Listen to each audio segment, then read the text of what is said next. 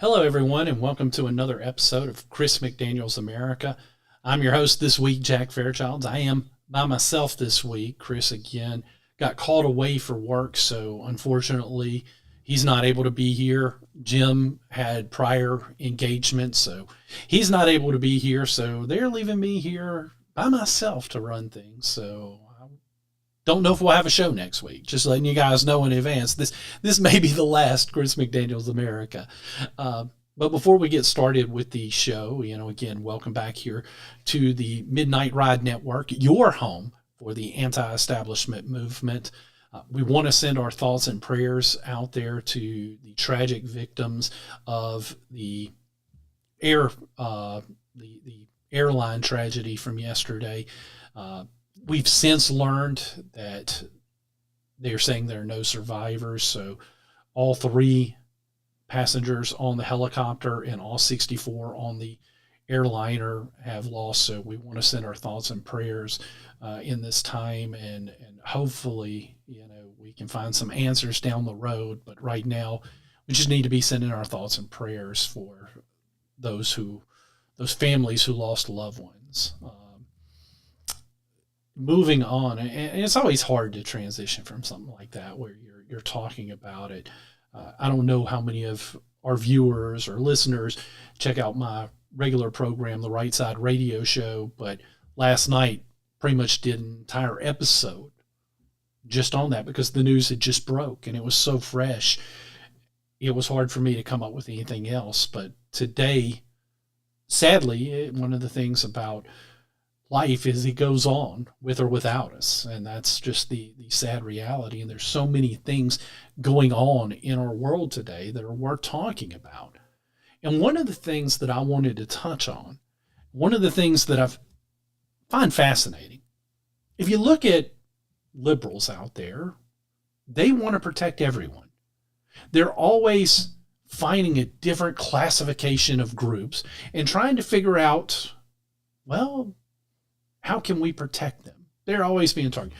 Could be the trans community. Could be the gay and lesbian community. It could be Muslims.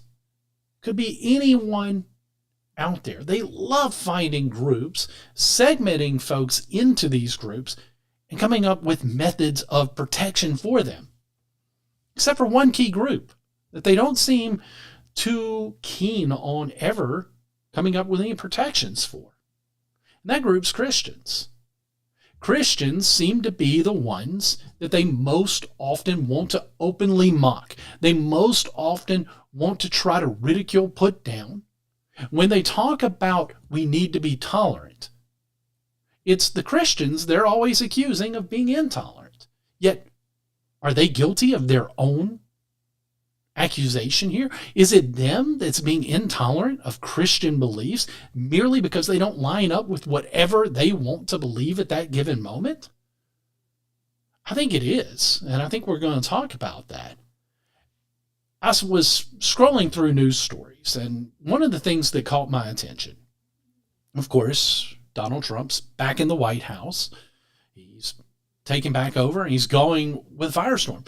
As he's come into office, we have seen new faces, new staff members.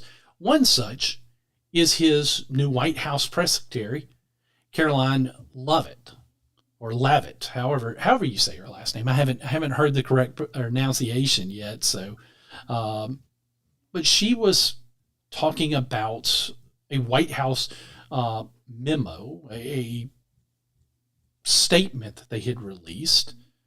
And after she comes out with this statement, she's attacked by Representative David Min, a freshman congressman from California. It's always California when it comes to, I think, the intolerance of the left. It's usually going to come from the left coast out there. He labeled her a fake conservative, like so many in this Golden Calf administration. So again, because he disagrees with her stance, he attacks her faith. He comes after her over her faith instead of trying to talk about the position. He criticizes her, get this, people, because she's wearing a big gold cross. He attacked her because the cross that she wore. It's insane to me that this is where we are in this country, that because of the political disagreement that he has with the White House, that he decides to attack this woman over her faith. Over her faith. And the fact that he calls out this cross and reverence it in a manner of which he says she does this while wearing a giant cross to let everyone know how pious and moral she is, even as she is so comfortable stating a bold-faced lie to hundreds of millions of people. So again, because he has a difference of opinion. Now he claims he is a person of faith. He gave a statement to Fox News saying that as a person of faith, I find it appalling that this administration uses religion to advance an agenda while lying through their teeth about what they're doing. Well, he's kind of doing the same thing there, again, showing his hypocrisy because he wants it known, because he doesn't want the accusations that it's okay to attack Christianity. He wants to say that he's a person of faith. Now, I'm not sure what that faith is, because a person of faith could be a person of any faith. He doesn't necessarily say Christian faith, but we'll assume that's what he's implying there. But he's making a bold generalization against her by saying that the only reason she couldn't possibly be wearing that big gold cross because she's a devout person of faith like he's claiming to be. Again, I'm giving him the benefit of the doubt here. I'm assuming that when he says person of faith, he's labeling himself a Christian. He's not giving her that benefit of the doubt because, again, he's saying that the only reason she's wearing that cross is as a prop. And if it is as a prop, then that is disgusting. I would agree with that. But I don't know if that's why she's wearing it. I have several friends who wear crosses. They're devout in their faith. They're strong Christians. And they're not doing it to be pious. They're not doing it to rub it in somebody's face. They're doing it to show their faith. It's important to them to let others know how they believe and what they believe. It's important to them to make sure that you know. And in some cases, it might even lead to somebody coming in asking them about their faith, allowing them to help maybe guide someone else down the line. Here's the other question. Do we think Congressman Min, would he have said that if this had been a Muslim? Would he have said that if this were a Muslim woman who's wearing the headscarves and coverings and things showing that she is a person of the Muslim faith? You think he would have said that, oh, she's only wearing that headscarf because she's wanting to pious and wrap herself up in her faith? Do you think he would have been that comfortable saying that in that instance? What about a Jewish person wearing the Star of David? Do you think it would have been as comfortable saying that about a Jewish person? What about someone who's gay, who's wearing a rainbow lapel? Do you think he would have been as comfortable saying that they're only wearing that rainbow lapel because they want to tie themselves up in that community and wrap themselves up in that? No, he's only comfortable targeting her cross because, again, it's comfortable for the left to target Christianity. It has been for years. We've seen it constantly. I found an article while I was doing research for this show from the Washington Times. This article is titled, "Liberals Want Everyone to Live Out Their Identity Except Christians." Now, this article was written in August 16th of 2023, so it's an older article, but it still rings true with some of the things that it points out, because one of the things it points out is if you look to the state of to the state of Colorado, which has shifted significantly under Democrat rule at the time of this writing, and has aggressively gone after Christian businesses and ministries. He points to the latest incident is in opposition to a Colorado preschool. Darren Patterson Christian Academy is a faith-based preschool that has served that county in Colorado for over 40 years. He said that when it applied for the state's new universal preschool program funding, the state denied it, saying that the school can't hire employees based on its religious beliefs. Of course, the preschool then, in turn, sued the state. There also talked about there was a incident of Denver Communist, a group that, according to its website, was launched in 2012 as the Denver branch of the International Socialist Organization, and an alphabet mafia protesters trying to close down a Christian coffee shop. A shop that, by the way, had been helping homeless people since 2012. But that summer in 2023, protesters had been harassing customers, and the shop had been vandalized because of biblical convictions that it held on sexuality. These are just examples coming from one article that I found, talking about areas in Denver. They also cite around the same time, or in Colorado, not just Denver, around the same time, there was an attack on a Denver rescue mission, an evangelical ministry that has served the city's most vulnerable for 130 years. Again, we're talking about a mission that is trying to help people. They're not necessarily trying to just be intolerant. No, they're trying to help anyone who comes through. The city threatened to remove its funding of the mission because the evangelical ministry hired evangelical Christians who believed in the biblical standards of marriage. Again, I ask the question because it should be asked. If this ministry was Muslim of nature, do you think they would have been targeted? Do you think there would have been any question about them trying to do good throughout the city? Or do you think that this is a target that we're seeing because these are Christian groups? And again, you can go to other states. You can go outside of Colorado. This article just happened to cite these evidences. And there's more. Like I said, I highly recommend that you go check out the full article column written by a Donald Sweating.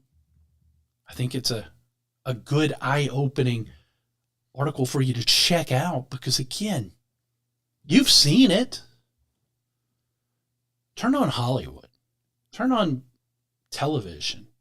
And usually the person who is the easiest one to make fun of in the group is the one who's overly religious. Whether it's a sitcom or a dramatic show, it doesn't matter. It seems to be this attack on Christianity. And again, ask yourself that question. Are there other faiths that it's as easy to mock? Are there other faiths where it is as easy for folks to come in and have this attack? Because I personally don't see it. Again, I remember a few years ago when the TV show 24 was on, because they had the audacity to show terrorists being of Middle Eastern descent practicing the Muslim faith, which, again, is realistic. They got attacked for it. They got criticized for it. I've read stories of Hollywood productions completely changing the story around because they didn't want the terrorists, they didn't want the bad guys to be of Middle Eastern Muslim descent. They had to change the entire story around because, again, they can't be Muslim. Again, these are the stories that you see, and the evidence is overwhelming. It is in vogue to attack and make fun of Christianity. A few years ago, I went with some friends on a trip to Chicago. I'm a big Chicago Cubs fan. I've loved to go up and catch a Cubs game at least once a year. And one of the things that I remember is after the game, we were sitting in an area that allowed us to stay an hour after the game was over. And we're sitting outside at a table, letting the place empty out a little bit so that way when we get ready to leave, we can probably find a ride back to where we need to get. And it's a little less of a problem at that point. You know, I don't know if you've ever gone to a big city game. There's no Ubers or anything like that around when you're getting ready to leave.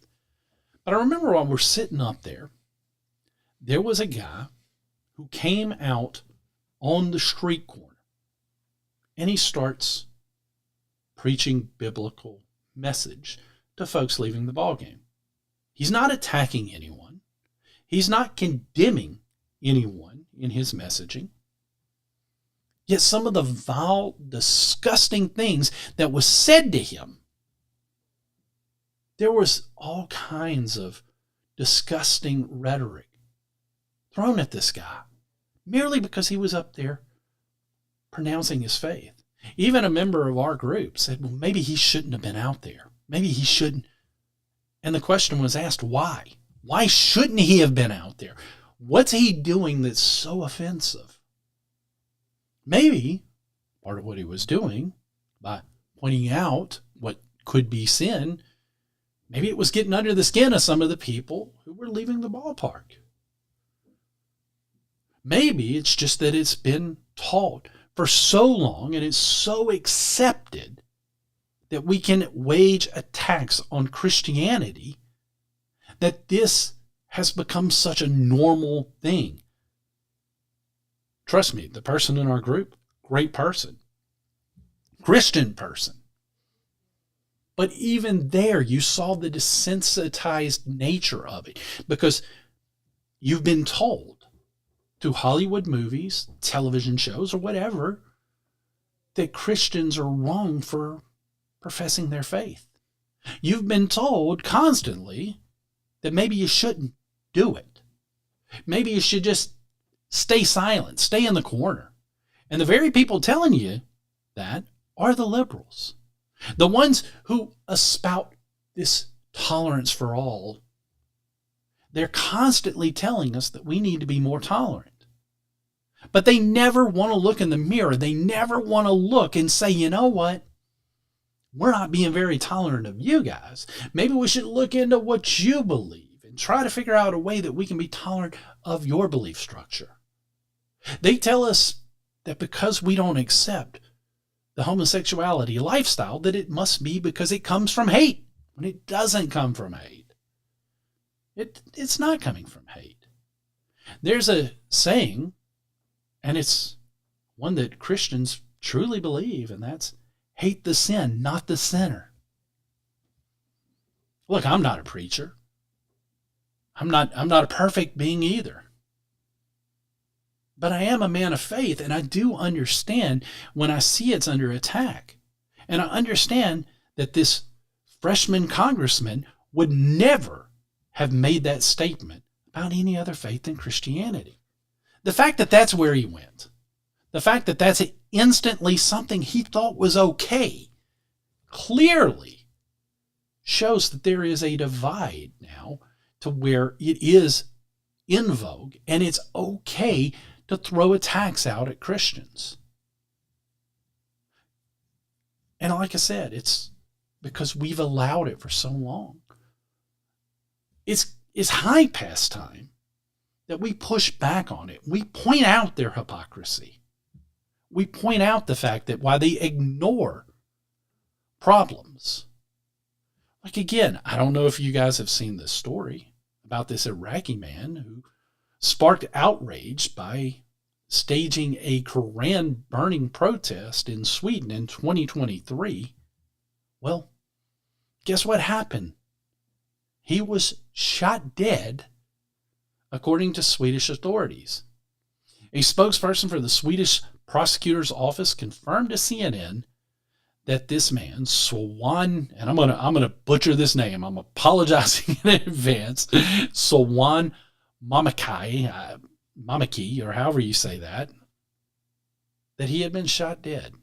And apparently, from what it sounds like, he was killed because of these protests against the Quran. Now, maybe I'm not a fan of book burning. I'm not defending the practice of book burning.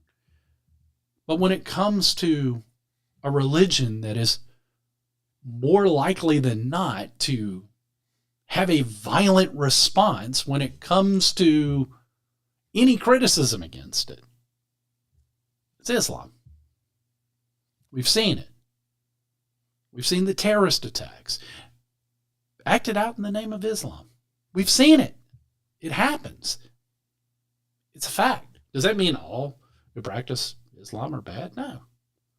But the fact that the left doesn't even like to say that out loud, the fact that they would probably attack me for daring to say that Islam promotes violence in its most radical elements. We've seen that time and time again. We've seen this so-called religion of peace not actually promote peace. This man decided to burn the Quran, and he was killed. Apparently, he was killed while he was live streaming on TikTok. And the killing was actually broadcast because he was live when this happened. This is, again, this is just to show you, because again, the media will bury a story like this. The media will not focus on anything like this because they don't know how to cover it, because they want to be kind to Islam. They don't want to say that this might have been carried out in the name of Islam, but they have no problem attacking the new White House spokesperson's big gold cross.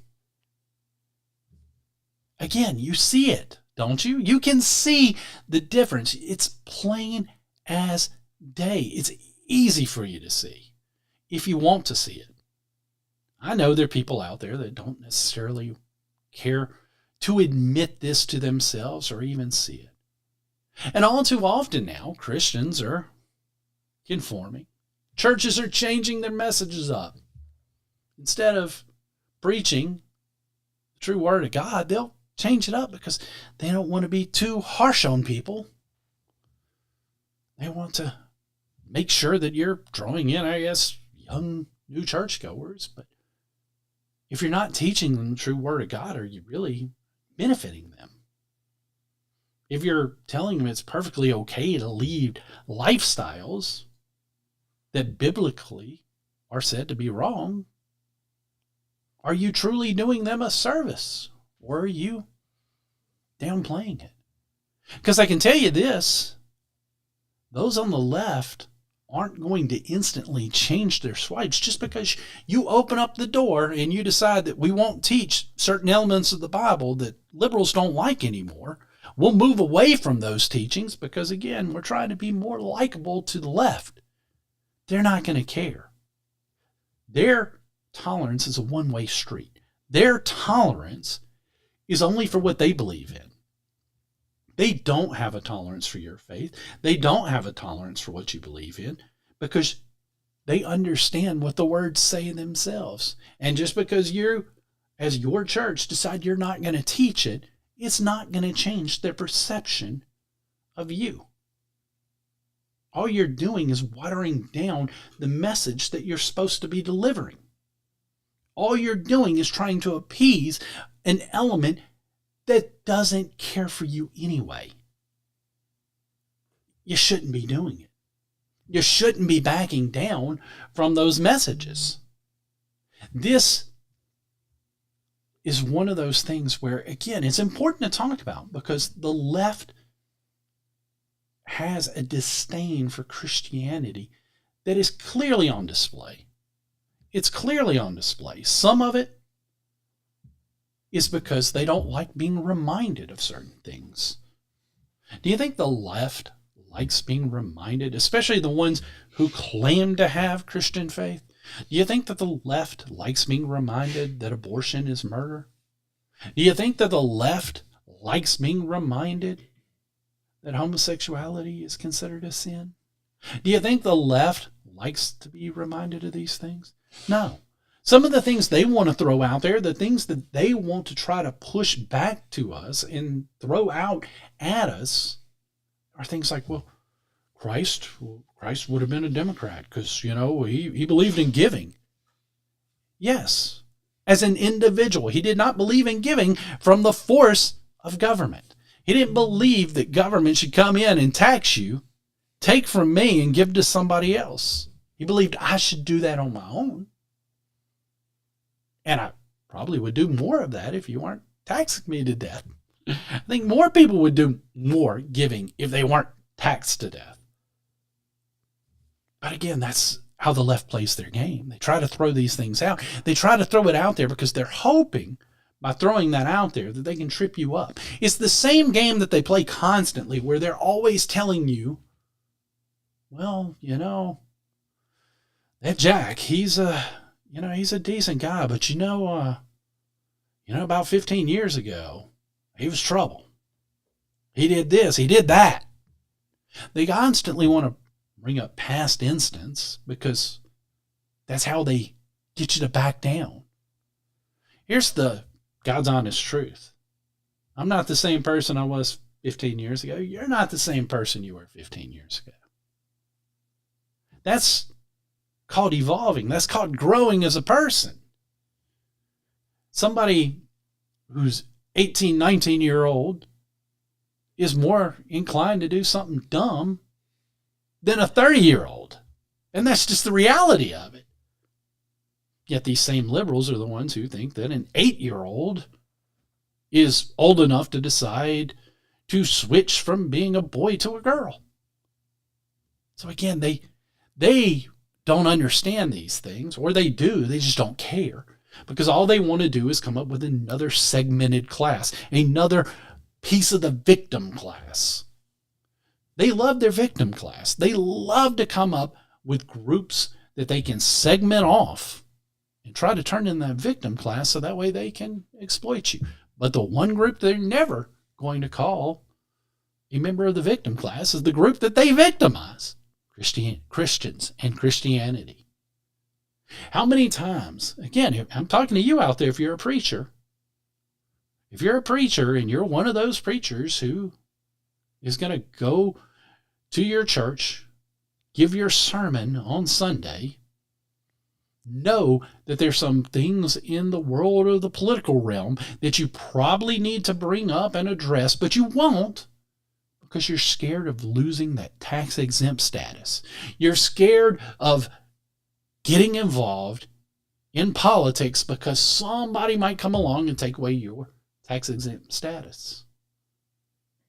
That happened again because liberals have utilized that as a tool to silence the churches, and we've seen it time and time again. And all too often, preachers cave at that. Preachers back down. They're not delivering the message.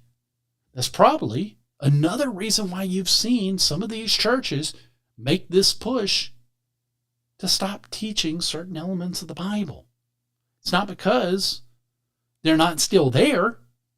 It's because of the push from the left and the overreaching government. Meanwhile, you've got groups in Islam who are successfully getting areas to recognize Sharia law. So again, you see one group, they protect. The other group, they will not protect. They attack vehemently. These beliefs of our faith it's crucial that we continue to defend our faith wherever we can. We shouldn't back down or bend a knee because the left feels that we should.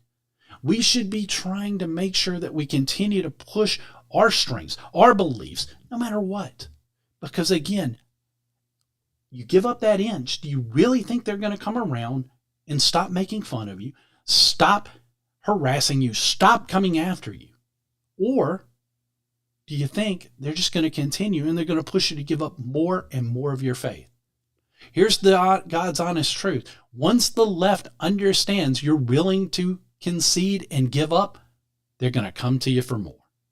Let's pause right here for a quick break and a word from our sponsor.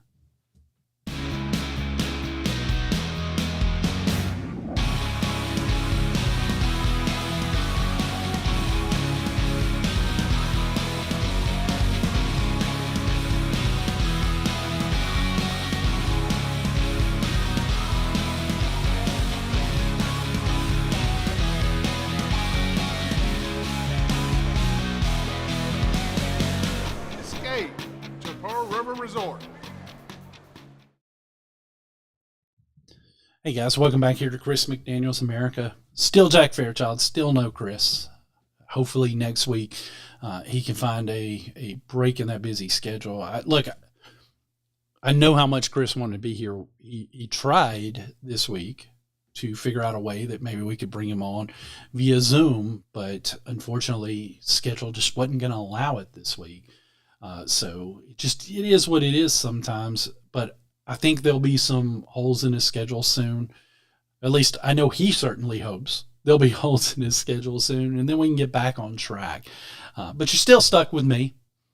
And again, we were talking about faith, and we were talking about how that has been something that has been targeted by the left. And there are examples and examples and examples.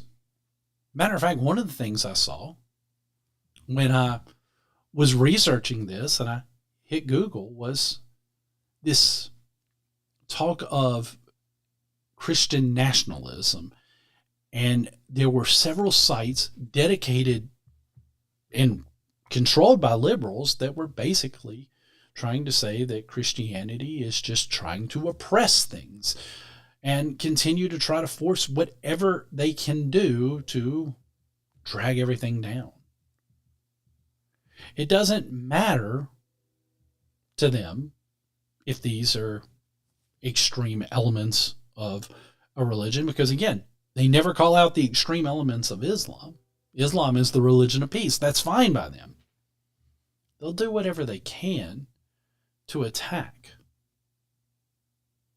Christians, at some point, have to stop worrying about what liberals say about them and have to start focusing on their message and not giving an inch. Because again, as I said to close out the break, once you give them that inch, they're not going to stop. They're going to come back for more because they realize you're willing to give up.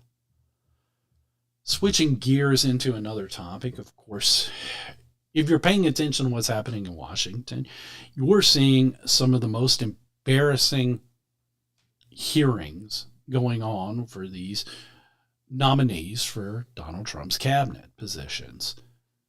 I mean, it devolved so low that you had Bernie Sanders trying to get, and I believe it was RFK Jr., that he was trying to get to condemn baby onesie outfits.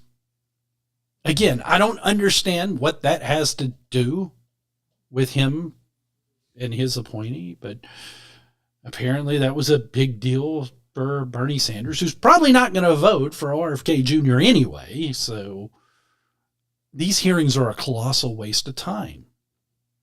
How many times do we have to sit back and listen to them ask questions of these appointees about January 6th? Nobody cares about January 6th. That was shown last year during the election when you brought it up repeatedly. And a lot of those January 6th folks who were arrested have been pardoned. So again, can we move past January? No, because the Democrats feel like that's a smoking gun for them. So they're going to continue to go back to it time and time again. They think that is, even though the evidence is proven to them, it doesn't. It's not their big smoking gun to where they can get folks. They still want to go back to it time and time again. But it's sad because they just don't get it. They don't care to get it. They don't care to understand what's going on in our country these days. You would think after losing the election to the level that they did last year, that maybe, just maybe, they would start to recognize that they're not on track the way that they believe they are, that these things that they thought were on the pulse of America are not on the pulse of America. But instead, they continue to double down on it. That's why you're still going to hear these appointees ask their opinion of January 6th. You're probably going to still hear these appointees ask, do you think the 2020 election was stolen? What's it matter now? I mean, seriously, whether I believe 2020 was stolen or I don't believe 2020 was stolen, what's it matter now? Donald Trump got back in anyway. He got back in now anyway. Your golden boy, who you hid dementia from the American people from, he got beat. Yes, I understand. He dropped out. Kamala Harris is technically the one who got beat. But let's make no mistake. Joe Biden, even though his name wasn't on that ticket, his legacy was on that ticket. Joe Biden got beat in November. Kamala Harris was just the name that was stamped over Joe Biden's name. But let's make no mistake about it. Joe Biden very much did get beat in November because it was his legacy. It was his administration that Kamala Harris was hoping to continue. She herself said it. She wouldn't have changed anything. She'd have done everything the same way, which meant had she won, the next 4 years would have been done identical to the previous 4 years. She was going to be a continuation of Bidenomics, of Biden policies, whatever you want to call it. She was going to be a continuation of that. And the American people soundly rejected it. But the left, they don't seem to get it. They don't seem to understand how they got it. So they ask these silly questions that just really are a waste of time. Chris talked about it. I believe it was on the last episode that we did. He talked about these hearings. And I think it's worth repeating that these hearings don't matter. Do you really think that anyone that is going to show up to one of these hearings is going to hear something that's going to change the way they're going to vote on this confirmation? I mean, ask yourself that. Do you really believe that anyone that goes in and starts, do you think if RFK Jr. had answered the 1Z question the way Bernie Sanders wanted, do you think that's going to change his vote? No, Bernie Sanders is voting against him because Donald Trump appointed him. Democrats are going to vote him. There might be some Republicans that are going to vote against these people because they lean more Democrat, or whatever the case. These hearings are a waste of time. They're political theater. They're something that they can put on the television to make you think they're doing something. You want a perfect example of it? Of why these hearings are a waste of time? Go back several years ago. Again, I talked about being a big baseball fan. Major League Baseball, they had a steroid scandal, remember? We had those inflated numbers. We had the McGuire-Sosa home run chase. It was epic at the time. Everybody knew they were probably on something. Then Barry Bonds. You start seeing people hit 60 regularly. People start questioning, I don't think it's just that the equipment and the training methods are that advanced. There's got to be something more happening here. Because it hadn't happened since 61, where somebody got over 60, and that was just 61. So, of course, Congress did what Congress does. They had hearings about a baseball steroid scandal. It made for good political theater, but why was our tax dollars ever being spent for hearings on Major League Baseball and steroids? Really and truly, why did we care? But people ate it up. It made you feel like your congressman or your senator was doing something. They were standing up for the integrity of baseball. They were standing up for the integrity of the game. No, they weren't. No, they weren't. They were coming up with theater that would get them on TV, that would make you think that they're actually doing something. It was a distraction. It was a distraction away from all the real crap that they do that you don't like. It was a distraction. No more, no less. The same could be said for these hearings. They could just go in tomorrow and have a vote without ever asking a single question of one of these appointees, and the vote would go the same way it's going to go after all these hearings. These hearings are a waste of time. But you're going to tune in, and they know it. And you might see them ask that question, or you might see them defend the person that you want them to defend. And you'll remember that. And you'll go vote for them without ever looking at their voting record, without going and seeing that your senator has a C or a D or an F score on a conservative rating. You don't pay attention to that. You just remember, oh, gosh darn, he took up for Chelsea Gabbard. He took up for Telsey. He took up for RFK Jr. Those are going to be the things that you remember. You're not going to pay attention to the voting record. And that's why they love these hearings, because it gets them on camera. One of the worst things that has ever happened in the political process is a network like C-SPAN that airs every single one of these hearings. Because now it is purely political theater, because they know they're going to get on television one way or another. There'll be a soundbite. There'll be a clip. There'll be something they can point to, and you'll eat it up, because you always do, and they know that. You've fallen for this game far too often. You take what's going on here in my home state in Mississippi and our terrible lieutenant governor, who several of us told you is a terrible lieutenant governor that leans to the left, and now he's taking on this feud with the state auditor and now trying to limit the powers. Well, that's what he does. We told you the lieutenant governor is a vindictive person. Anyone who dares to stand up to him, he's going to abuse his power to try to knock them down. That is what he does. But people didn't listen. They put him back in office, and now they're going to act all outraged and shocked. I tell you, when they won't act outraged and shocked is when that guy runs for governor, and they'll forget these things, because sadly, that's what voters do most of the time. They forget these type things because, and here's the dirty, rotten secret, people. They like to do the more controversial stuff in year 1 or year 2 of their session. And the reason for that is they're banking on the fact that year 3 and 4 will lead to you forgetting about what they did early in the term. And you want to know something? They're usually right. You usually forget. And that's the reason why they know they can get away with voting poorly.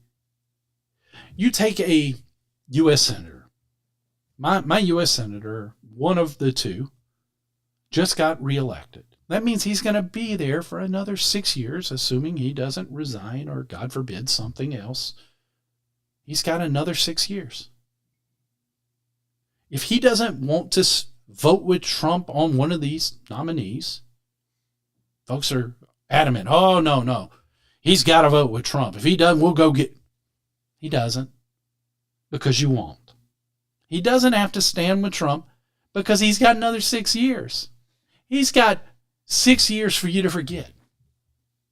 And he's got a history of your short-term memory to go to the bank on. He's got a history of counting back to the numerous times where he can say, well, I did this early in my term. If you ever noticed when a politician, again, I'm talking to those of you who actually pay attention. Have you ever noticed politicians who aren't voting very conservative in years 1, 2, or 3, but in year 4, woohoo! Man, that's Barry Goldwater made over. You had 3 years of that guy acting like a clown and voting with Democrats, but year 4, my goodness, Barry Goldwater is here. Why do you think that is? Because most voters are only going to look back to year 4, the most current year. They're not going to look back to those previous years. They can't be bothered to remember that. It's problematic. It's one of the biggest problems we have in our country at this point is the fact that our electorate doesn't pay close enough attention. I don't know how to change that, mind you.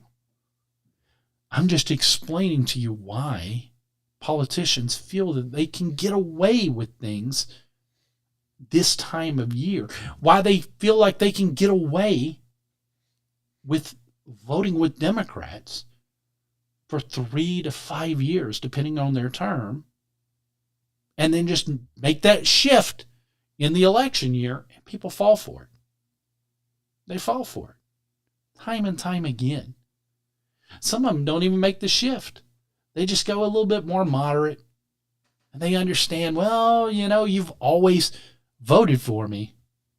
I don't think you're going to change.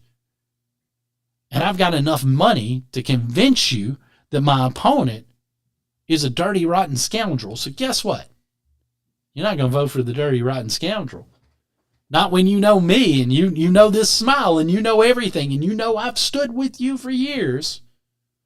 And the party, as much as they claim they love primaries, as much as they claim that they encourage challengers to their precious incumbents, let me be real with you. Parties hate primaries. They hate them. Because if you go look at party leadership, and this isn't just a Democrat, this is a Republican and a Democrat trait. And if you don't believe me, go back to the election in 2016 and look at how the Democrats did Bernie Sanders. And you will see this is not just a Republican trait. Democrats do it too. They love to protect their precious incumbent or their chosen one. Their chosen one might not be an incumbent. It might be the person they tapped on the shoulder, the golden boy. He or she is a part of the establishment. They are part of the established order. They are the person that they want to put the crown on when their time comes. And they're willing to wait till it's their time. They're not going to jump out ahead of the line. They're going to wait till they're tapped on the shoulder and told it's their time. That's what they do.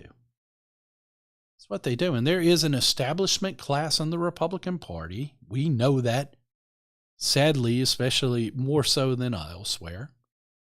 But they also have an establishment class on the Democrat Party. As much as they try to claim that they're the party of the anti-establishment, their treatment of Bernie Sanders to protect Hillary Clinton proves otherwise. Hillary Clinton was the golden child in their view. She was the person that was supposed to get that crown on her head.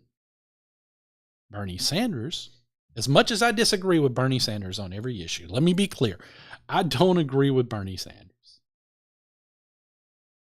But he was, from their party's standpoint, an anti-establishment candidate.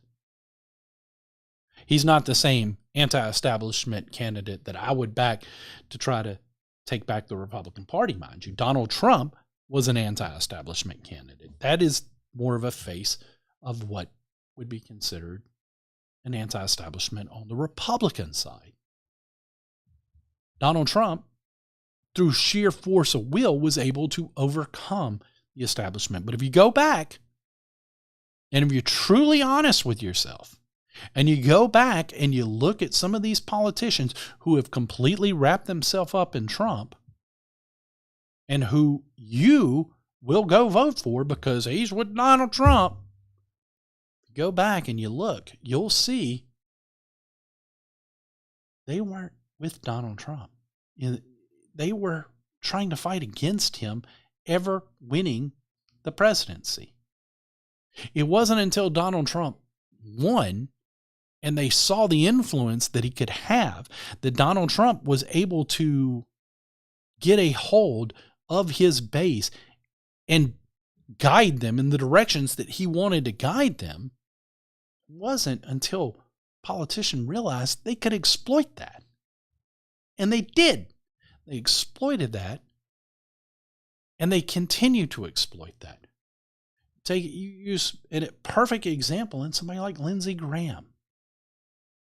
Lindsey Graham is a rhino to his core. Yet he wrapped himself up in Trump. So you know what? He's got protection. You come back to my home state here in Mississippi. That's what Roger Wicker has done. He has wrapped himself up in Trump. So it's a bad voting record. Gets ignored. It happens all throughout this country. And it's one of those things that drives me crazy. Because Donald Trump came in as the anti-establishment candidate. He was the candidate that was going to drain the swamp. That was his saying, not mine. He was the one that was going to drain the swamp. But the swamp didn't get drained. Donald Trump got there and he had to play the game. And I understand some of it. And I'm hoping that here in the second term, he plays that game less.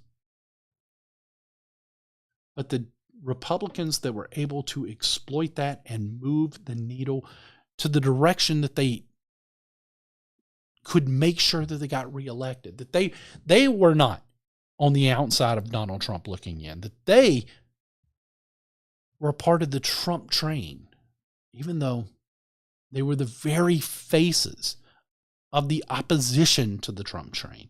They were the very people who were whispering behind the scenes about Donald Trump and why he shouldn't be the president. They were the people that now have utilized Donald Trump to gain re-election. They understood that they could play that game. And again, back to my point I was making before, you, the American public, would show up and ignore their past transgressions. You would ignore their past voting records because you didn't care about that anymore. Trump said they were good. You didn't have to do any research. We should never be electing people based on the word of any one individual, no matter how much we like them. We should be doing research. We should be trying to figure out who the best candidate is, period. If I tell you this is the best candidate, say, you should vote for Johnny over here. He's the best candidate in the world. Even though you trust my voice and you trust my opinion, you should still research it. Endorsements should not carry that much weight, especially when that endorsement comes from another politician. No matter how much you like the politician can be one of the greatest, best servers we've ever had. But you have to do your own research on a lot of this stuff. And that's hard. I get it. I understand. Nobody wants to do their own research anymore. They just want to go home, turn on the latest episode of our favorite story or whatever we're watching. Maybe it's a football game, basketball, baseball. It doesn't matter. We want that distraction. We don't want to do homework on candidates. But we should. I don't know what to tell you, people, but We've got 4 more years, Donald Trump. 4 more years.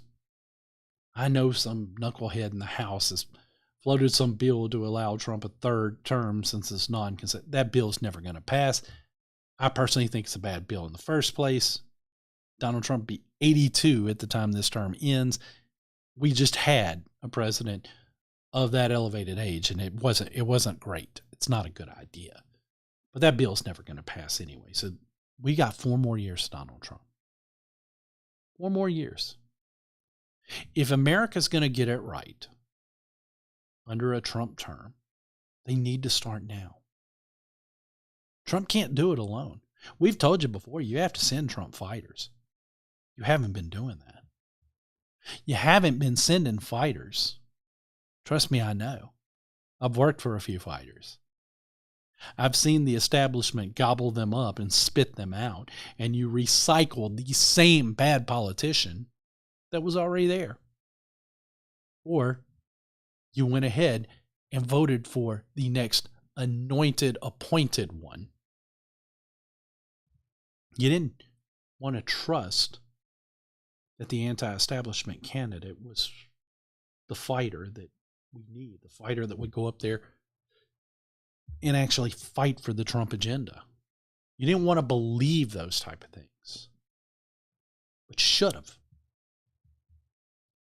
I'm going to say this, and I'm going to be real clear. If Donald Trump's not able to achieve the majority of his agenda, it's on us. It's on us, the American people. Because the problem we have is we continue to send the same old tired retread politicians up there to Washington. We weren't sending fighters. We weren't sending people that were going to go up there and try to shake things up, to change the mold. We weren't trying to drain the swamp. We weren't willing to maybe read between the lines that when Trump endorsed an establishment candidate, he might have been doing it because his hands were handcuffed, because maybe they were holding up an appointment that he made over his head. We wouldn't look to those things. We wouldn't try to think for ourselves. Well, Trump said it, so we have to do it. That was a mistake. This time we have to see through it. Hopefully, Trump won't feel compelled to give out bad endorsements this go around. But we don't know. We don't know what's going to happen, but hopefully he'll stand up to establishment politicians and actually help us drain the swamp. But ultimately, it's on us. We can drain the swamp ourselves. We can do these things if we're willing to do our homework, if we're willing to do the research on political candidates, on career politicians. And again, we're never going to get term limits if we keep the same politicians in office, because guess what? They've already figured out how to game the system. There's a reason why 80-year-olds don't want to leave. They would rather die in office than leave office because they don't want to give up the power and the money they're getting. How many politicians went to Washington with little to no money and are now millionaires doing a job that should be a part-time job in the first place? Again, that's the problem that we're facing in this country. And until we, the American public, are willing to step up to the plate, to do our homework. Look, we stepped up to the plate for Donald Trump. We stepped up to the plate when it came to electing a fighter for president. But we don't want to step up to the plate when it comes to electing a fighter for our U.S. Senator. We don't want to step up to the plate when it comes to electing a fighter for the House of Representatives. We don't want to step up to the plate when it comes to electing a governor, a lieutenant governor, our state senate, our state house. We don't want to step up to the plate on those. We only seem to pay attention when it comes to presidential politics. That's a problem. That is the problem in my mind. I think that is one of the biggest sins that we are creating as an electorate. we prioritize the presidency far too much when we're not paying a close enough attention to these other elections, to these other races that are going to have far more impact, because Donald Trump can only do so much.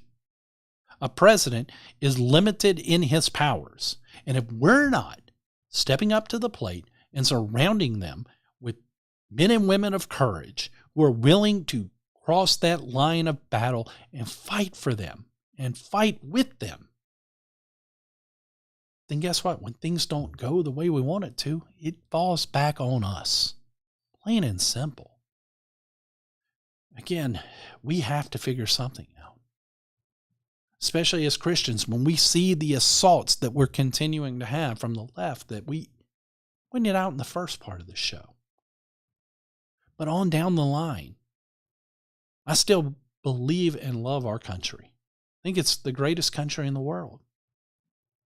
But we're in danger of losing it and everything it stands for if we can't figure out a way to cross that battle line and get fighters up there on the front lines to fight with the president that you believe in, the president that you have so much faith in. But if you're not willing to give him fighters, I hate to tell you, but your faith's unfounded. If you're going to continue to leave him surrounded by squishes who are just going to fold at the first sound of battle, then you are the one who needs to look in the mirror and understand that you're the reason why we didn't achieve what we wanted to achieve. Folks, I'm Jack Fairchilds, and this has been Chris McDaniel's America here on the Midnight Ride Network, your home for the anti-establishment movement. We'll see you next time. Looks like you've been sleeping well. Megan, he's back. The MyPillow guy. And you're looking good. Still feeling good. Well, just when you thought it couldn't get any better, we've got the best pillow ever, MyPillow 2.0. Wow, it's so soft and smooth. It's cool to the touch. How did you do that? Well, we took MyPillow's patented fill and combined it with this new technology that we didn't have back then when I invented MyPillow to bring you the best pillow in history, MyPillow 2.0. Just like all of you, I never imagined that MyPillow could get any better. That's why I haven't changed it in nearly 20 years. Then I heard about a revolutionary new technology, and I knew I had to bring it to you all. MyPillow 2.0 is truly the next generation of MyPillow. The MyPillow 2.0 is cooler and softer than the last MyPillow. It is so comfortable to sleep on at night. I look forward to going to bed, and I wake up well rested in the morning. Sleep is all about temperature and height. MyPillow 2.0's patented adjustable fill is going to give you the exact individual support you need from your head to your bed. And now here's where it gets even better. We've all experienced those temperature-related sleep interruptions where you get too hot, you toss and turn, you flip your pillow over to the cool side. Well, all that's gone with my brand new MyPillow 2.0 cooling fabric that's made with temperature-regulating thread. The best sleep just got even better. Whether you have a MyPillow or not, you need to get the brand new MyPillow 2.0. Call or go to MyPillow.com now. Use your promo code, and for a limited time when you buy one, you'll get a second one absolutely free. You're sleeping even better. And cooler, too. And you're looking good. Feeling good. I knew you would. Visit MyPillow.com.